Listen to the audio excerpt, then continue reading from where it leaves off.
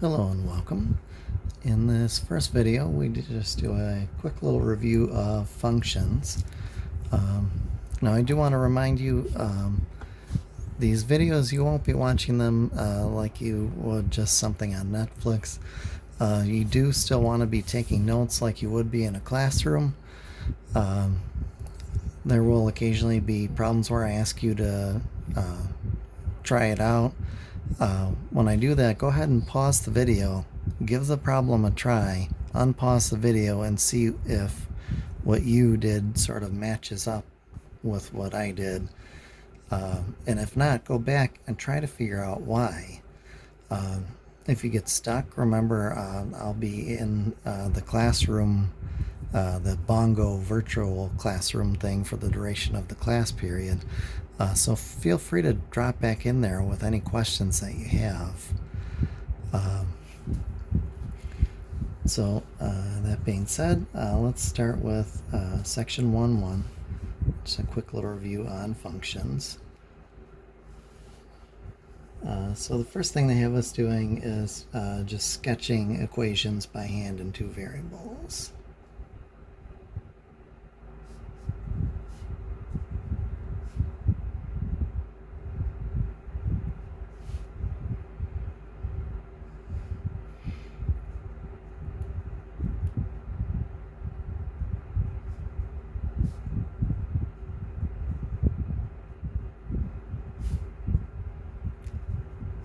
So the first one they want us to sketch by plotting points.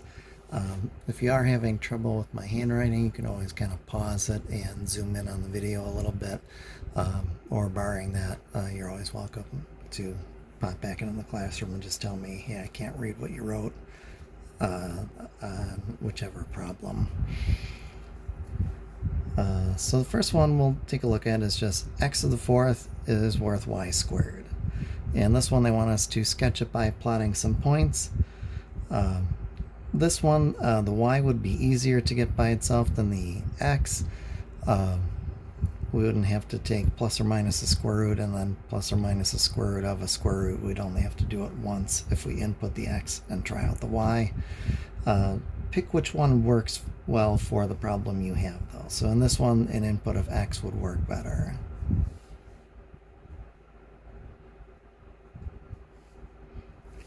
So I'd like to kind of start in the middle, 0, so we have 0 to the fourth is worth y squared, which gives us then 0 is y squared, plus or minus the square root on both sides, and y is 0, since plus 0 and minus 0 are in fact the same value.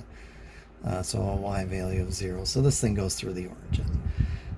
If I plug in a 1 for the x, 1 to the fourth is worth y squared, so y squared is 1. So y is now plus or minus 1. So we have two values. Remember, when you introduce a square root to an equation that didn't have it, I'll just put that off to the side what we did there. Square root of y squared is plus or minus square root of 1. We get two outputs there. So we have 1 and plus or minus 1 for an output. Similarly, plugging in a negative 1 quantity to the fourth power is worth y squared. The rest of it's going to look like this. Negative 1 quantity to the fourth is 1, so we get y squared equals 1, plus or minus 1 again. If I plug in an x value of 2, in fact, I'll just sort of have you pause it there, see if you can get the two y values out of that. Okay, welcome back. So 2 to the fourth is worth y squared. So y squared is 16, so y is plus or minus 4. Which means then that negative 2 would also return a plus or minus 4. Similarly, a 3 to the fourth is worth y squared, so y squared is 81. Y is plus or minus 9, which means that negative 3 will also have a plus or minus 9, and that's all that will fit on a reasonable 10 by 10 grid. That's the most I would ask you to kind of sketch out, unless we're doing a little bit of scaling.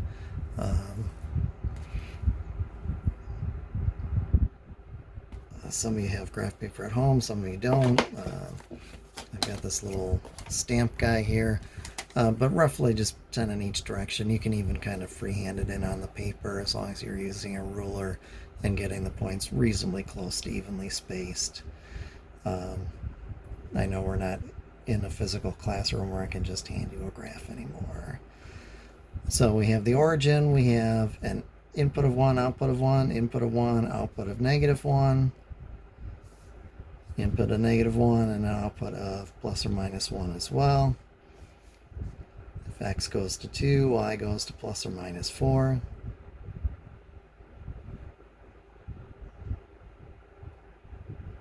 X goes to -2, and the same thing happens.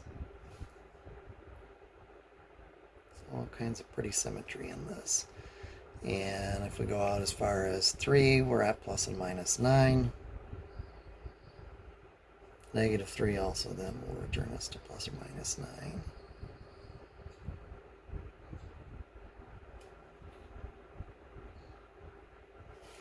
And then we just sort of connect up with a smooth curve. Since this would continue, I'll put arrows in the directions this would continue. And actually there's 4 directions this would continue.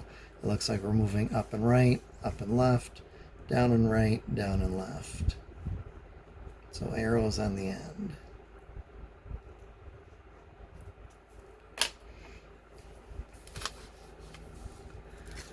All right, so let me give you all one to sort of try out next. And like with the chart, I'll ask you to just sort of pause it, give it a spin, and then unpause it when you're done. So I'll have you try out y squared is worth 100 over x squared plus 1. Just a little hint on here, you may need to approximate some of the values with a calculator. Okay, welcome back. Hopefully you gave that one a try. This one again, the y was actually easier to get by itself. We had the y squared with its own side, so really we just need a plus or minus square root when we're done inputting the x values.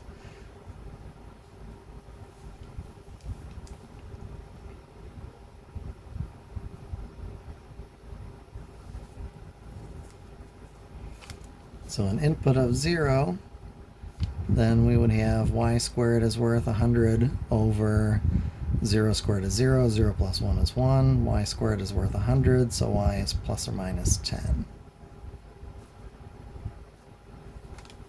Trying out an input of 1, then y squared is 100 over 1 squared is 1, 1 and 1 is 2. So y squared is 50, so y would be plus or minus 5 root 2. So 25 is a perfect square. That goes out. 2 stays in. Since we have an even power on this, -1 will do the same thing. So I'll just call that plus or minus 1, returning plus or minus 5 root 2. So that's really covering 4 points. One with 5 root 2, one with -5 root 2, -1 with 5 root 2, -1 with -5 root 2. So 4 points are covered just on that line there. Trying out, and again we'll do plus or minus since we have a perfect square here. Odd power, that's not going to work out. So then y squared is 100 over 2 squared or -2 squared, we get a 4. 4 and 1 is 5. So y squared is worth 20. So then y is plus or minus, let's see, the 4 would go out. So 2 root 5 this time. They trade spots.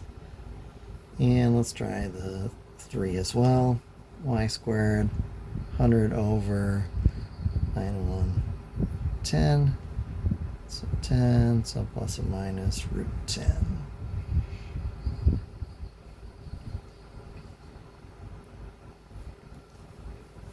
And that should give us a reasonable approximation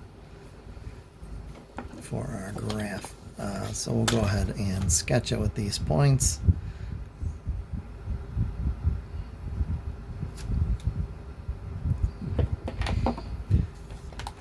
doing better than that on stamping, that's for sure. Okay, so we have 0 and plus or minus 10. 5 root 2, approximately 7.1. So up 1, 2, 3, 4, 5, 6, 7.1.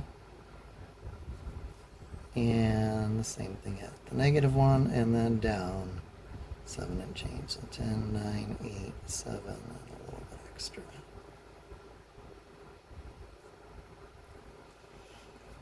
Going out to the 2. 2 root 5 is about 4.5.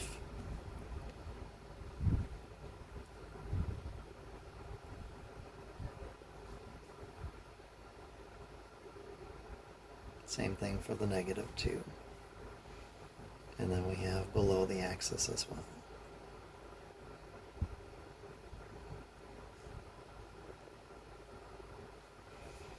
And going out to 3, now we're down to plus or minus root 10. That's a little bit bigger than root 9, so 3, a little bit bigger than 3.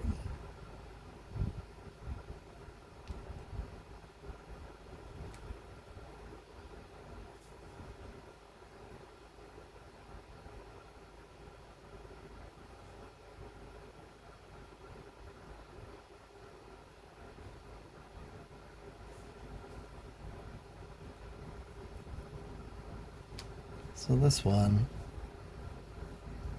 we're coming to sort of a sharp corner. We'll talk more about the what that means for calculus. Having this sharp corner, it's called a cusp. You don't need to know that quite yet. Just a little preview of the name.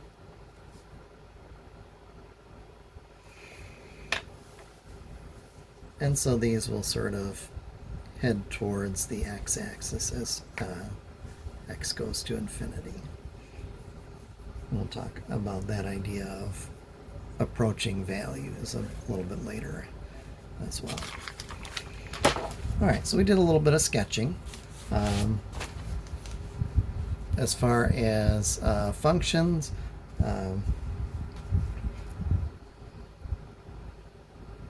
just a quick little review on the definition. Hopefully if you're in calculus, you got some idea of what it takes to be a function. So a relation is a function if and only if. You'll sometimes see mathematicians abbreviate that phrase as IFF, if with an extra if. When you see if with two F's in it, they mean this, if and only if.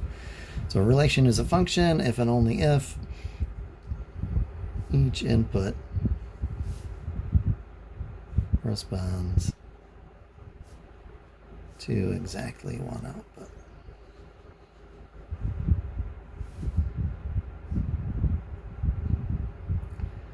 Strictly speaking, for the definition, exactly isn't needed there. If you give a number, it's sort of implied you mean exactly that number, unless you state at least, at most, something like that. That would imply inequality. But for these, typically, they sort of, for emphasis, say it has to be exactly one output. So notice for our last problem that you all sketched out, an input of 0 had two outputs. That is a relation, but it is not a function.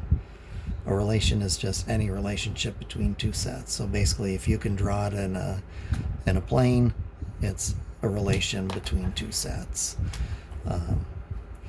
If every input has exactly one output, then we're also saying that relation is a function. And you remember the vertical line test from your high school math days. As far as domain, unless otherwise stated,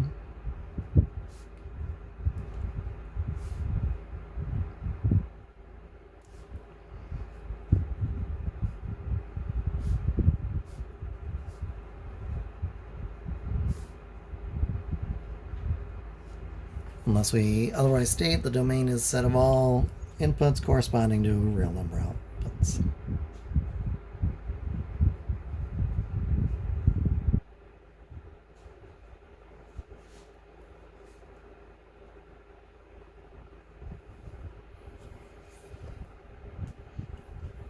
So for example, if we have the function y is square root of 3x plus 2, the thing we're trying to avoid there, since we are underneath an even root, we don't want negatives under there, otherwise we're kicked out of the reals, but we're still within the complex numbers. But we wanted real number outputs. So for this one, 3x plus 2 has to be at least 0. 0 is just fine underneath the square root. So x has to be at least negative 2/3. So our domain, set of all x, such that x is an element of the set of real numbers. You've hopefully seen the element notation before. X is in the set of real numbers, and x is at least negative 2/3. Or you'll see it sometimes just in the interval notation.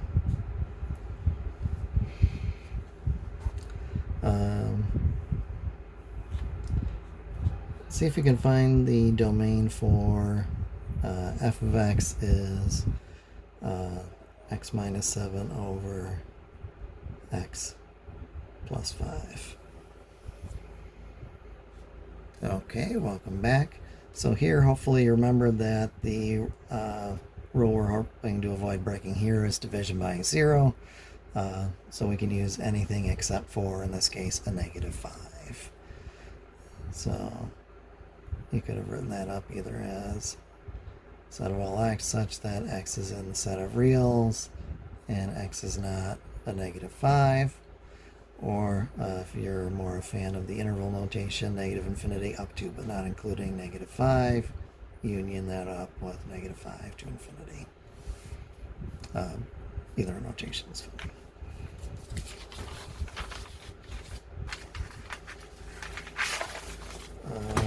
A little bit of practice with function notation and some things that are going to be very valuable when we start looking at limits and derivatives. So let's see. So for this next couple examples, we'll let f of x be represented by 3x plus 5. G of x will be an x squared plus 2. And m of x will be 4x squared minus 1.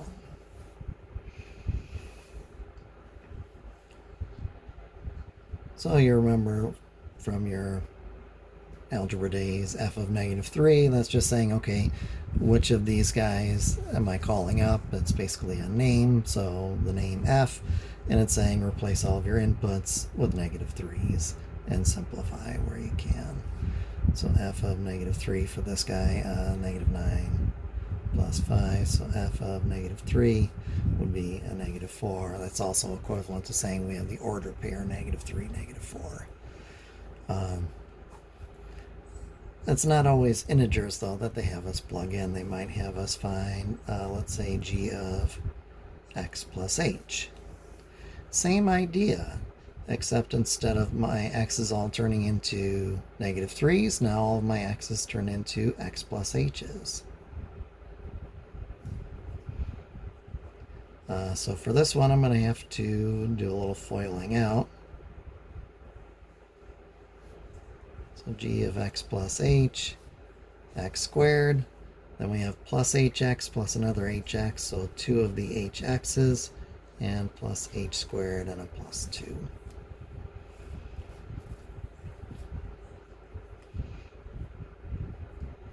So go ahead and pause it, trying to find m of the quantity x plus h. Okay, welcome back. So m was just calling up the name, and it's saying all of my inputs are now x plus h's. So 4 by x plus h quantity squared minus 1. So m of x plus h, 4 by x plus h by x plus h. Close it up, minus 1. I would recommend doing the binomials first. Mathematically, it turns out the same, but just years of experience, I see fewer student mistakes if you take care of the binomials first. Also, please, please, please don't make me cry and don't call this x squared plus h squared. Make sure you FOIL it out.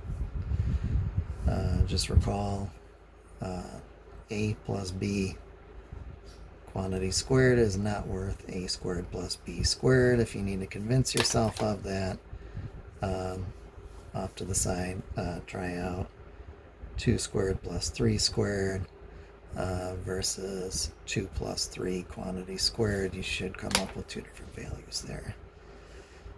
Anyway, back to problem at hand. M of x plus h. Hang out of the 4 for a second. X squared plus 2hx plus h squared. Close it on up, and we still have our minus 1. So that's another thing that I'm pretty particular about. I don't want terms disappearing and reappearing later on. So if that minus 1 just kind of disappears and reappears later in your problem, make sure you include that. If you need to remind yourself and write it in red, write it in red. But make sure the whole problem stays together. Last thing we can do with this is go ahead and distribute the 4. So 4x squared plus 8hx plus 4h squared minus 1. So that's as much simplifying as we can do with that. Now, there is something else they can ask us to do with it. They can ask us to find what later they'll start calling the difference quotient. They'll ask us to find, let me do a new f of x on this page. We'll do 2x squared minus 8x plus 7. They may ask us to find something with a few pieces. So they may ask us to find f of x plus h minus f of x all over h. So for this, I find it in the different parts. So first I find my f of x plus h. You do need the label. Hang on to both sides. So we're following this format. All of the inputs are now x plus h's though, including this second one. So every single place that you had an x before is now an x plus h, both here and here. So f of the quantity x plus h, 2 by, and hopefully you remember from the previous page, x squared plus 2hx plus h squared, a little distributing, minus 8x minus 8h plus 7, and finish simplifying. So this was, we mentally sort of wrote it out twice and distributed. So 2x squared plus 4hx plus 2h squared minus 8x minus 8h, and a plus 7 on the end there. So now that I have this piece of the puzzle, they started us off having that piece, and this is just an h by itself. Now I can put it all together in one thing. So now I'm finding f of x plus h minus f of x all over h. So notice that my left-hand side is different. This stage I was finding just one piece. Now I'm finding the whole thing. And really that's just a question of subbing in now. 2x squared plus 4hx plus 2h squared minus 8x minus 8h plus 7 minus the quantity 2x squared minus 8x plus 7 all divided by h. Now there's going to be lots of nice, neat, pretty canceling on these. 2x squared minus 2x squared will drop. Negative 8x minus a negative 8x will drop. 7 minus 7 also adds to 0.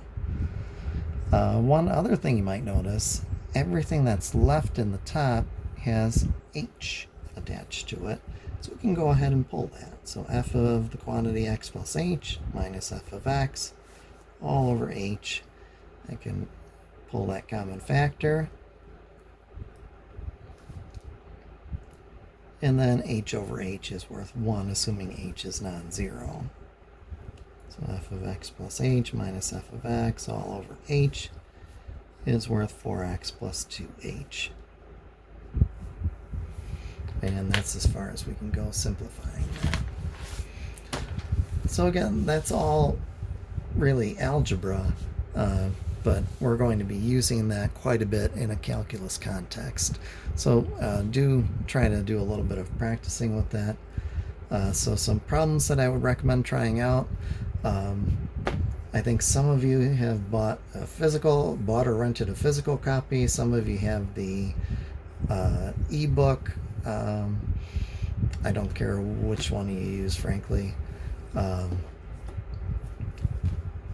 In section 1.1, I would recommend trying out 1 to 81 every other odd. For those that are fans of the